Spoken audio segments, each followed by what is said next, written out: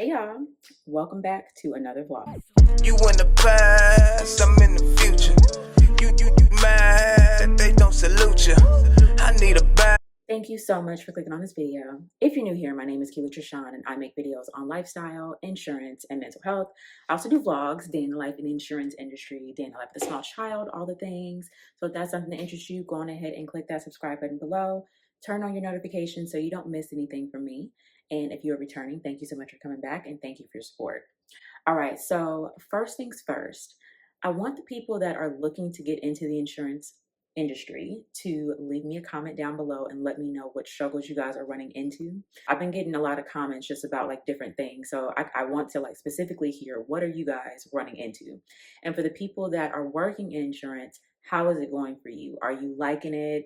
Are you thinking about other departments? Let me know.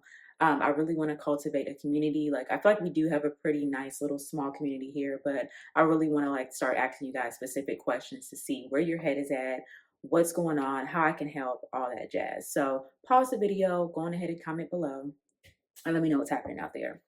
Now, as for me, okay, first off, let me go on ahead and give myself a little small pat on the back, okay? Because this is the third week in a row that I'm filming a vlog.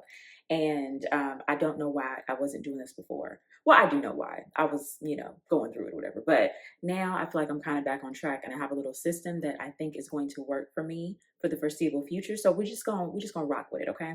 Today's Wednesday and I have a lot of things going on as far as work goes. There is an insured that I told you guys about last week.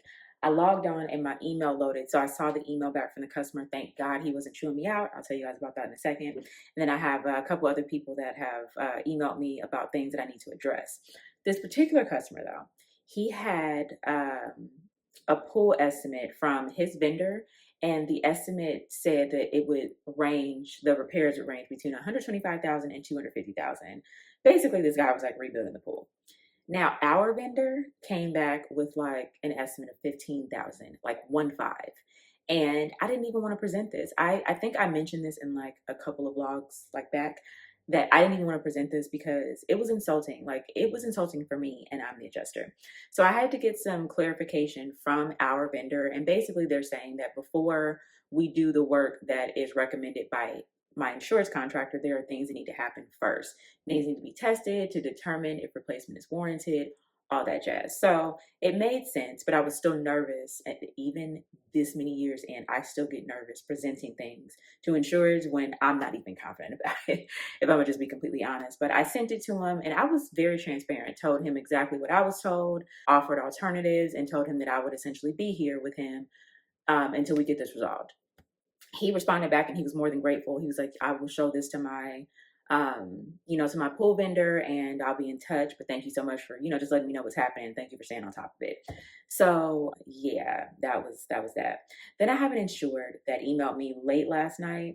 We sent in their contents for review. The contents inside of their house. They still owe us a personal property like worksheet for the items that were in their garage that burned down, but we did handle the inside of the house, and they said that some of the pricing was inaccurate. So they sent me their documentation and all of that. And the good thing about that is all I have to do is send that to the pricing vendor and have them do the update, send it back, bada bing, bada boom. So yeah, I have a few things I got to do. The spreadsheets I was telling you guys a couple of vlogs ago that I was working on, I am basically at the end of those, thank God. It literally took forever. These spreadsheets take a long time, but we're almost done and we are moving and shaking. So I'm gonna go on ahead and make my smoothie. My computer is loaded, so I want to go, get back over there so I can get to work. Every minute counts when you work in insurance. Really any 9 to 5, but insurance is like, it's always something to do. So we go ahead and make this smoothie and I'll get back with y'all in a bit.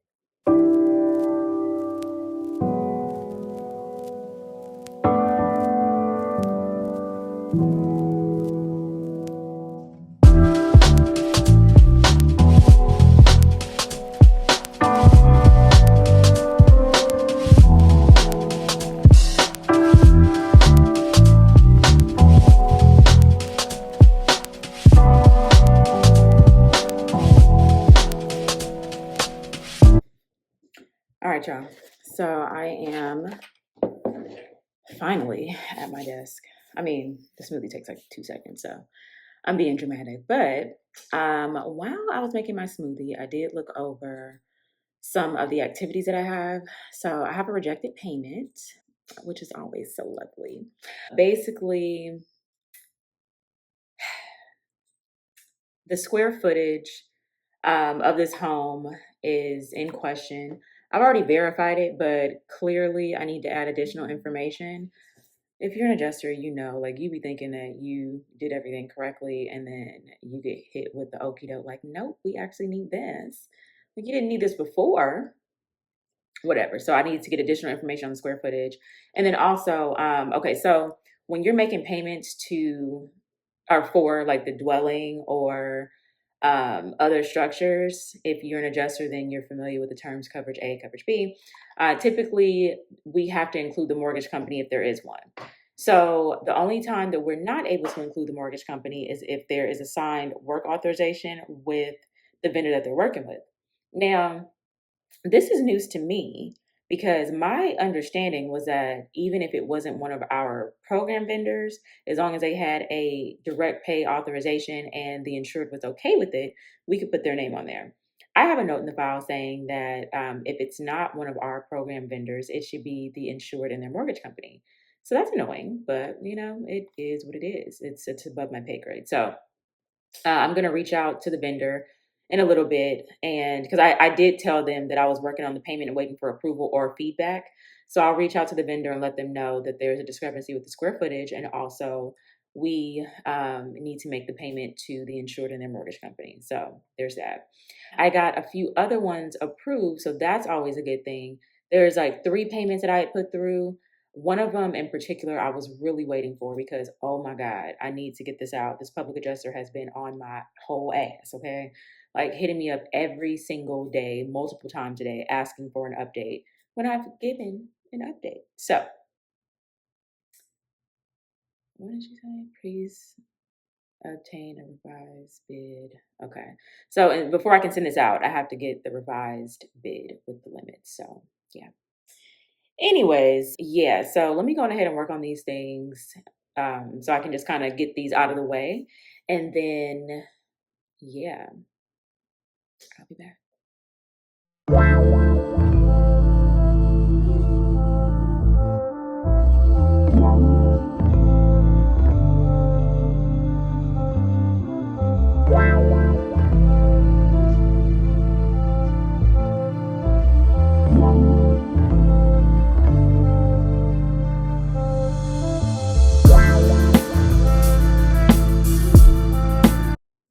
Hey, you guys. So I just wanted to check in and let y'all know what's going on. So I did get that revised estimate from the vendor that we used to do a consulting estimate for this PA claim. He sent it right away. He apologized and said that he had like 2 versions of the estimate and he sent me the wrong one. So he got that over and it was cool because I was actually in the midst of sending an email to PA and letting him know that I would get him over the revised figures once I had a copy of it. And, you know, the guy sent it in the midst. So that was good.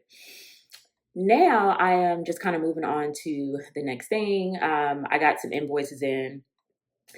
Sometimes I'm going to repeat things, but it's because y'all need to know, especially if you work in this industry. I know I've said this before, but I'm going to say it again.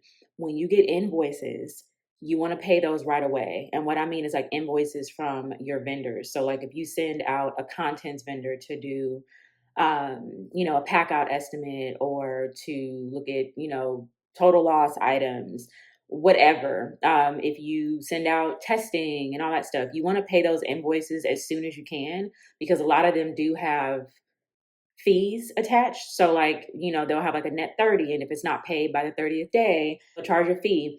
Now, a lot of times I haven't really seen where they've charged the insurance company a fee because we're partners, but it doesn't mean that it can't happen. And then also, oh my gosh, you guys. Hold please. Okay, sorry about that. So that was the public adjuster who I just sent everything to. He was calling to follow up. And so it actually worked out because I was able to explain to him like the payments that were made and help him understand. So hopefully that'll alleviate any future calls, at least on this. We are waiting for the contents vendor that we engaged at the beginning of July, mind you. It's like as of the time I'm filming this video, today is the 23rd. So yeah, they haven't contacted him yet. So I told him, I said, if they don't contact you by the end of the week, let me know and I'll get another vendor involved. I don't want to do that, but I don't really have a choice at this point. I do think that the vendor that we engaged initially was or is overwhelmed because they're working with a lot of the wildfire victims. And I know my company has been sending them crazy amounts of business, and a lot of the customers want to work with them because they're really good and professional. So I don't think it's their fault. I think they're just overwhelmed. I've been there, so I totally understand. But this public adjuster is going to keep blowing me up. So if they're not able to accommodate, I'm going to have to get somebody else to accommodate. Anyway, as I was saying about the invoices, make sure that you're paying the invoices. If you can, pay them right when you get them. If not, set an activity, for later on that day or like no later than the next day. Get your invoices paid just so you don't have that like lingering. And then also you don't want to be in a situation where you get put on lists. Every insurance company I've worked for has like a list, because basically if you don't pay it, then like an activity is usually sent to whoever's in charge of the vendors, letting them know like, hey, this adjuster hasn't paid this adjuster hasn't paid that. So my goal is to stay off of all the list, like whatever I can help. There's sometimes I just simply can't help stuff. Or if I got a claim that was transferred and that person didn't pay an invoice, now since I'm the claim owner, it'll like fall on me. Those things I can't help, but you want to help like what's in your control. So if you can avoid being on those lists and being on people's radars for not doing stuff, do it. It'll make your life easier in the long run. So anyway, I'm about to note the call with that public adjuster before I forget. And then what is this lady talking about? I just got an email from someone. HVAC work. Could have sworn I approved this. I just got an email where someone was asking me to approve some HVAC work, and I'm like, I know I approved this. I thought I did. Anyways, I'm gonna go ahead and respond to them too, so that work can continue with this customer. But yeah, I'm gonna note the file and then just pretty much start going through the rest of my desktop, because the goal is to at least get people answers and get things in motion. So whatever I can't resolve, I want to at least get the ball rolling on what they need. So I got an estimate from somebody. They sent me over their cleaning estimate from their vendor. And to be honest, it looks in line because it includes their main home and then they have a back house that was affected. My vendor has been honestly like BSing. I reached out because they were supposed to send me an estimate for their back house like weeks ago. They sent me one for the front house, which was pretty high just because of the square footage. But I haven't gotten one for the back house. And I'm just like, oh my God, like what is happening? So I'm waiting for that. Haven't gotten a response back, and it's pretty irritating. So I think I'm going to be in a position where I'm going to have to just like honor this lady's, estimate in order to get her moving. So we shall see. But I'm gonna have to. It has to go through management, so we'll see. Anyways, yeah, that's what's going on. So let me go on ahead and get back to work, but I will definitely come back and let you guys know updates as the day goes on. All right, so I am taking a quick little morning break.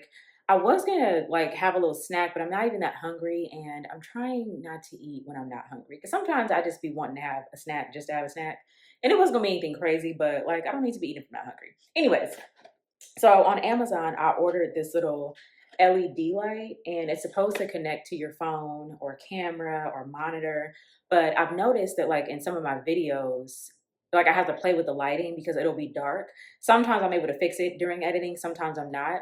So to alleviate all of that, I'm just trying to, have a little light that I can connect to my phone, um, you know, to make that better. Because like I do, so like right now I am filming in front of a window, which is like a rule of thumb if you want to use natural light.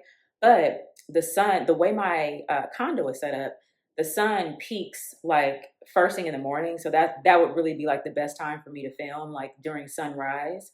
But since that's not really possible, this is just kind of what I'm working with. So I'm gonna have to use some artificial lighting. Back in the day when I would do my sit down videos, I still have a ring light, but that's just a little too bulky for me to put at my desk. So I needed to find something that was smaller that would, fit and make sense. So we're gonna see how this works. I don't know if I'm gonna have it set up today or if I'm gonna set it up like this evening, whatever. But I just want to see how it works and if it actually changes the quality of like, what the videos look like. And yeah, It's a few things that I want to order. So I have a microphone too, but it worked with the older phone that I had. It doesn't work with this phone. So I need to order a new microphone. I need to just order all kinds of stuff. So like you'll see me sometimes with my AirPod in, and that's just basically to make sure that my voice is like loud enough and projecting. When I don't have the AirPod in, I just try to like project my voice, and then I'll turn up the volume on the editing software that I use. So yeah, that was a whole little situation, whole little like different different thing that I want to talk about. But claims. So I've been on the phone like a good amount of the morning, not like too many calls, but like longer calls, just talking to a couple of insureds and a PA. So I've gotten a lot of the work that I wanted to get done. I've gotten done. I've been able to respond to people. And I still have a couple of spreadsheets to do. So I'm going to work on those. But the more important thing today was for me to talk to some of these people, because you do want to talk to your customers like regularly so they know what's going on, so they don't feel abandoned. I feel like as an adjuster, sometimes you can kind of get caught up in the people that are constantly reaching out to you, like you're constantly talking to them and then you forget about the other claims you have. I try not to do that. So I try to address the people that always hit me up, but then I try to make time to reach out to the folks that aren't hitting me up every other, day. So that is kind of what I'm doing today as well. And the payments that I got approved last night, I'm actually sending the documentation to the customers, make sure they have that, because once the payment gets approved, they get a notification saying that a payment went through. And I cannot tell you how many times somebody has hit me up like, well, what's this for? I'd be like, hold your horses, give me a chance. I'm gonna send you the paperwork. So just trying to get ahead of that. But yeah, I'm gonna go on ahead and end this break. I just wanted to speak to you guys to let you know what is going on. I'll be taking lunch in, oh, it's actually earlier than I thought. It's only 10:20. I take lunch in like a couple hours. So I'm debating on if I'm going to film a sit down video on my lunch break or if I'm gonna do some cardio. I kind of need to just do cardio and probably just film the sit down video tomorrow. But I don't know. We'll see how I feel because I'm a bit tired today. I'm just trying to push through because, content calls and so does work. So, yeah. Anyways, let me get back to work. Okay. So, I just hooked up this little LED light thing. Let's see how it works. Ooh. Did that make a difference?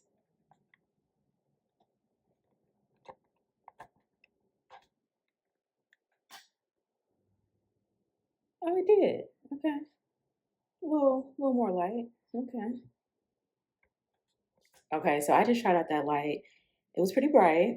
I am gonna have to look at the little test video that I did, like away from my desk, and just kind of see does it actually make a difference. Yeah, we're just gonna table that for now because my eyes, my God. So when I first turned it on, I didn't really do anything, but I played with the little controls, and it has like you can turn it up, you can turn the brightness up. So I think it'll be cool, like when I do other content, like cleaning, cooking, things like that. So yeah. Anyways, so I wanted to take this opportunity to ask specifically for different adjusting videos that you guys would want to see. I kind of put this out there a lot because, like, I know what I would want to see, like, as a new adjuster or somebody who is just, looking for different type of content, but I want to know specifically what y'all want to see. So some of the things that I am kind of thinking about is like putting up a video of like inspecting a room, for example, like showing you the types of information that I gather when I go to an inspection. Cause I know that was something that I struggled with as a field adjuster. It was like I knew surface level what I should get, but there were times where I would go out to an inspection and I would miss something that was key just because I was new. Like I would get the obvious things, but like, maybe an overview of the room I forgot, or, a super close up of the damages. So I can refer back to that when I'm writing the estimate, things like that. I wanted to do like a video talking about line items, like common line items. And I don't really know how I'm going to do that because I have my Xactimate software through work. And if you guys have been following me, I protect my work because that is my 9 to 5. A lot of companies have like guidelines for social media and stuff. So I never mention the company, and I don't want to be using their software for my own game because that could get very sticky, So I'm trying to figure out a way to do that. But if there's something specific that you guys want to see, something that would help you as an adjuster, or something that would better help you understand the role of an adjuster, let me know. I'm going to continue doing the days in the life because I do think, just from the feedback, these kind of help, especially if you were trying to come into the industry. It helps you to see what a day in the life looks like.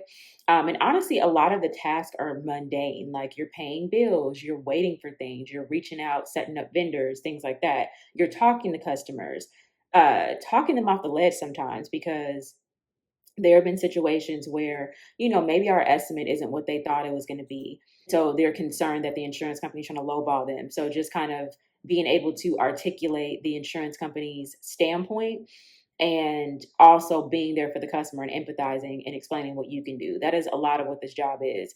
It's a lot of like trying to sell what you're doing and then letting the customer know that you're going to be there for them throughout the process.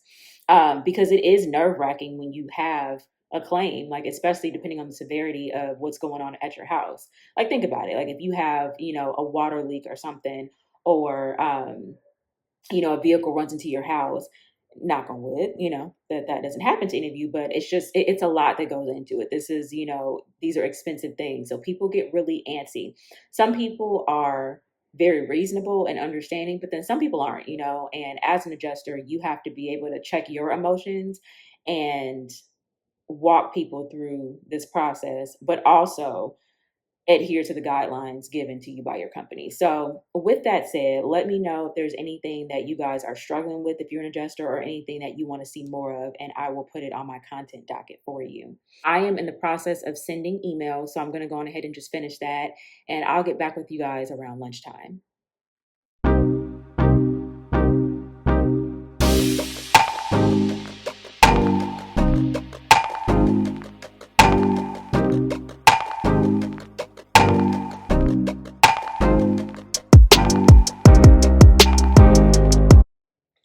Whew, y'all, okay, so it's finally lunchtime. I just clocked out, and it just randomly got popping like an hour ago.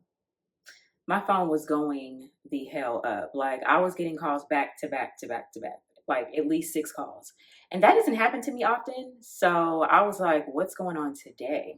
One of the calls was from a guy who I was actually sending an email to about his payments. So I got that taken care of. He didn't leave a voicemail, but I saw his name pop up.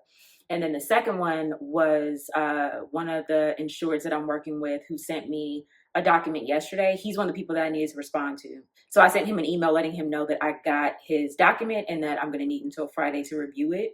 That didn't really warrant a call. He just wanted to have an update, make sure that I got the estimate. And then another one was from an attorney. This is an attorney for a claim that I was working on May of 2024. So I think I mentioned it to you guys, where I had one particular claim where the checks were stale dated. Like, this attorney and the customers were not cashing these checks, and I had to reissue like 4 or 5 of them. So I have another activity to reissue one of the checks, and then he's calling talking about he wants to discuss the payments for the structure, and I'm like, you've been paid for over a year. Like, here we are in July of 2025, bro. What's happening? Like, this was a garage situation, like a vehicle ran into a garage. So you mean to tell me you were on me talking about how this needs to be taken care of ASAP and you ain't done nothing? Like, what's going on? So I'm going to call him back after lunch. And then the last call was from another insurance company. So it sounded like it may have been their underwriting department, but they were calling to get additional details on a claim that I handled also in 2024. It was probably around the same time, like May or April or something, but they wanted to get some additional information on that claim. So because they're not an insured or, a public adjuster, I will call them back, but they're not priority, honestly. Like, I'll call them probably, if I can, by the end of the day. If not, I'll call them tomorrow morning, but I need to get the customers taken care of first. So anyways, I am starving. So I'm gonna go on ahead and heat me up some food. So last night I made I made like 2 dinners. So I made some chicken, like some wings, and I made some chicken cutlets for my husband. So we have that. I made some ground beef like the other night, but it's only like a wee bit left of that. So, and it's not even enough for me to eat. I'll probably make my son a taco with that tonight. But I'm gonna have some chicken wings, like the little drumettes, some broccoli, and I'm gonna make some rice, like probably just a minute rice, whatever, just something quick because I really want In and Out like real bad, but I'm gonna eat the food that I have at home. Okay, so yeah, let me go ahead and eat. And I think this particular day, I'm just gonna eat and, mind my business. I don't think I'm gonna film another video today on my lunch break. I'll film again maybe tomorrow because I just need to kind of decompress. So yeah, let me go on ahead and eat and I'll get back with y'all.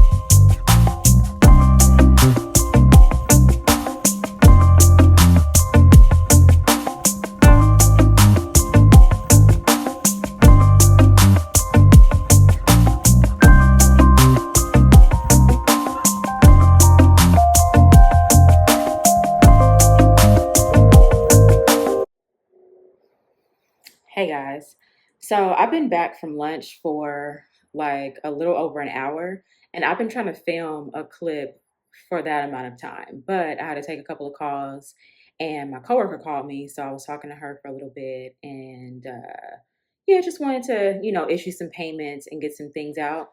So I did get something new in. We sometimes get emails from the agents of our insureds asking like what's going on with the claim. This particular one is a little bit annoying because this lady is asking me what's going on with the claim, but the guy's home was a total loss, so nothing's going on. Like I literally gave her an update, I want to say like 3 weeks ago, and I just told her that we've issued all the payments, like, paid him for his home, for his like limits basically, because we got our consultant estimate back and it was over limit. So we cashed him out on that, cashed him out on a bunch of limits, personal property. We gave him a huge portion of that. And right now, the only thing that we're waiting for is him to make a decision on if he wants to rebuild or if he is going to purchase a new home somewhere else. So we're just monitoring his personal housing. He's going to send in some receipts for like some items that he incurred. So that's basically it. Like there's like nothing going on. It's just a waiting game on this claim. And I told her that exact same thing. So I'm going to email her the exact same thing. I'm not completely faulting her because I know that I guess it's a requirement for them. Like when a claim has been open for a certain amount of time, they'll reach out to the adjuster to figure out what's happening and if there's any updates and stuff. But I was pretty clear on my update like a couple weeks ago. So anyway, I'm gonna respond back to her so I don't forget. And then I've sent off a bunch of payments today for approval. So I'm very happy about that. It typically takes like 2 to 3 days or so to get an approval or feedback. I have one more email that I need to send to a vendor because the payment that I sent off yesterday got rejected. So I need to send the feedback to the vendor to get the answers that are needed so I can get this show on the road. So yeah, that is pretty much it on this end. I don't have a whole lot going on for the rest of the day, just basically follow-ups, and then I'm going to be moving my activities to the next day, like anything that I'm not able to tackle today. I've gotten through most of the serious stuff, and I still have, a few things that I can take care of for the end of the day. But for the items where I was just simply doing follow-ups, I'm going to move those follow-ups to tomorrow and Friday. So anyways, thank you as always for, chilling with me during these day in the lives. Like I said earlier, let me know if you guys have questions or, if there's anything that you specifically want to see. I hope you enjoyed this video. And if you made it this far and have not subscribed, definitely go on ahead and click that subscribe button. Turn on your notifications so you don't miss anything from me. That being said, you guys have an amazing day, and I'll see you next time. Future, you mad, they don't salute you. I need a bag, size is super. They turned your bag, it's like I